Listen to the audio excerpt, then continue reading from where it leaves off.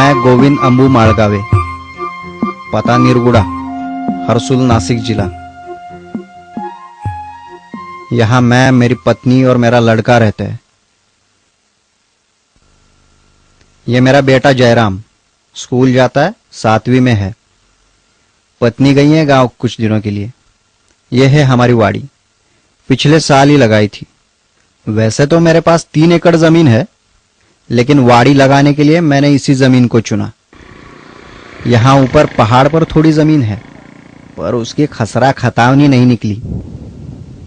जो जमीन खेती योग्य नहीं, पर जहां बड़े पेड़ लग सकते हैं, जो बंजर पड़ी हो, लेकिन जहां मिट्टी की परत कम से कम 1 फुट तक हो, ऐसी जमीन वाड़ी के लिए बिल्कुल ठीक रहती है। अब रही सड़क के उस पार की 1 एकड़ जमीन। यहां हम खेती नहीं करते थे, ऐसे ही बेकार पड़ी थी। यहां पर मिट्टी की परत काफी अच्छी है।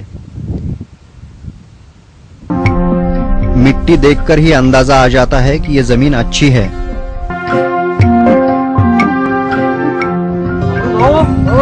Hello hello. यह है अमृता। यहां अकेला रहता है। आज उसकी जमीन पर वाड़ी लगाने के लिए आलेखन करना है।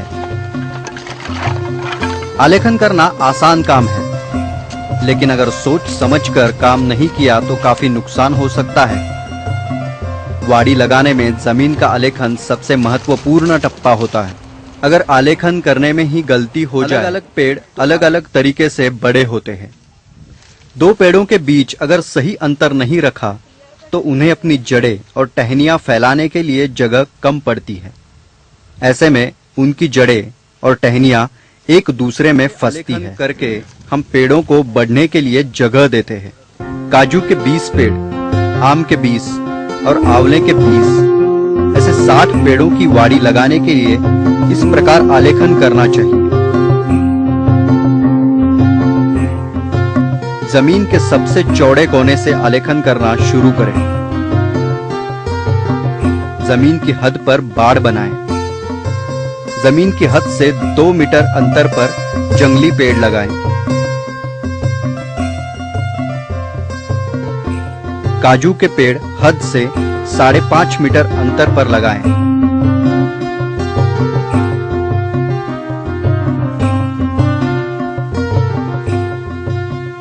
हद से 7 मीटर के अंतर पर आम का पेड़ लगाएं।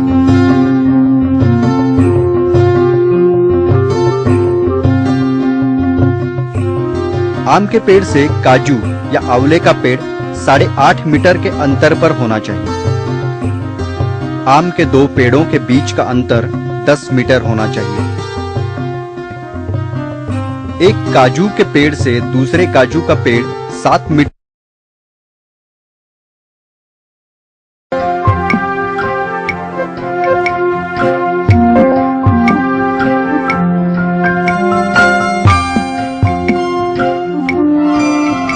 ढलान पर आलेखन थोड़ा अलग तरीके से करना पड़ता है।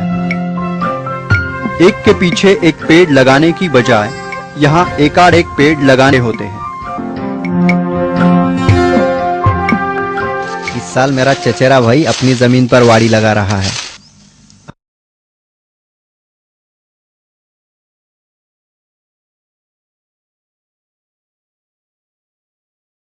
है और सूरज की धूप से गड्ढे की मिट्टी में रहने वाले जीव जंतु मर जाते हैं।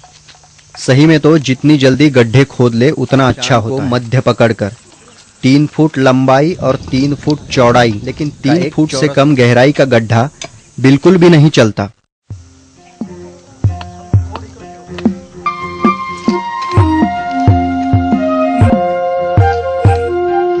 गड्ढा खोदते समय मिट्टी की पहली परत खोदकर गड्ढे के ऊपरी ढलान पर जमा करें। यह मिट्टी सबसे ज्यादा उपजाऊ होती है। गड्ढा खोदते समय नीचे तक एक सी लंबाई और चौड़ाई होना बहुत जरूरी है। दरभंगे का इस्तेमाल करके उसे एक समान बनाना पड़ता है।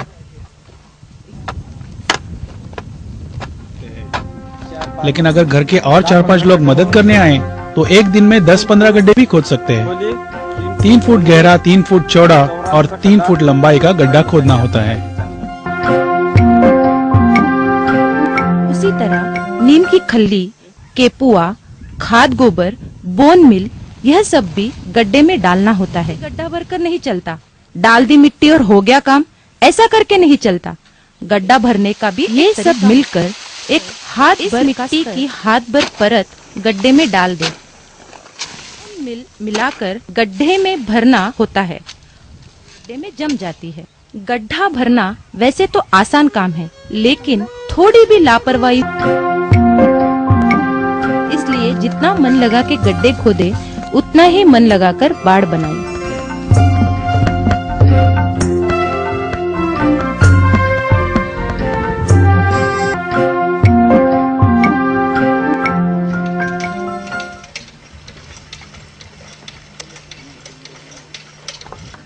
जो भी थोड़ा बहुत पानी मिलता है, यानी पानी इकट्ठा करने के लिए बनाई हुई टाकी।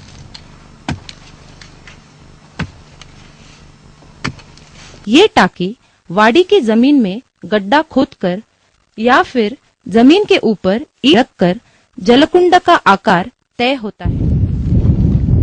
हमारी वाड़ी में हमने सलाइन की बोतलों का इस्तेमाल करके अपना देसी ठपक सिंचन बनाया है। सलाइन की बोतल पेड़ से जरा ऊंचाई पर लकड़ी पर बांध लो। बोतल की नली पौधे के तने से थोड़े अंतर पर रख दो। बोतल में पानी भरा और नॉब खुला तो बस मिलता रहता है ना अच्छी तरकीब।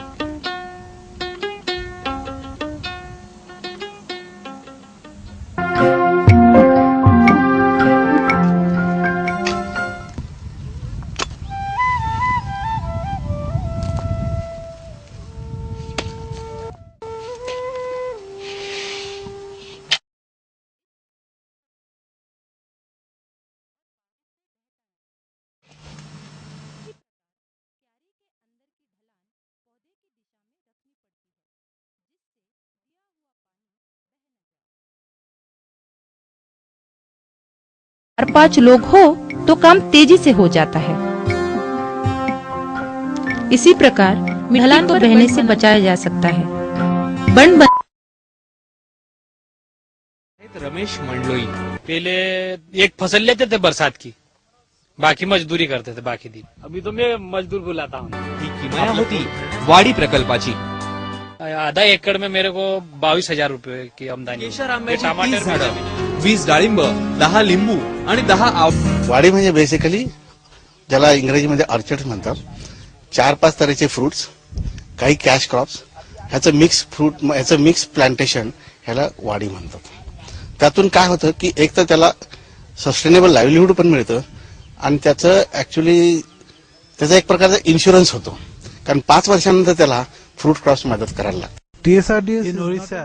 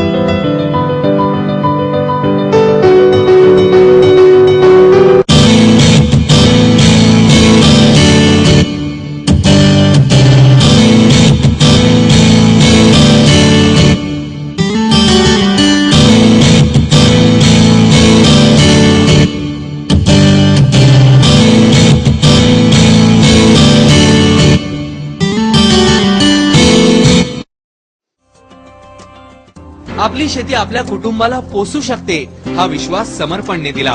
वाडीमुळे आदिवासींमध्ये निर्माण झालेला हा विश्वास टाकलेलं एक पाऊलच म्हणावं लागेल।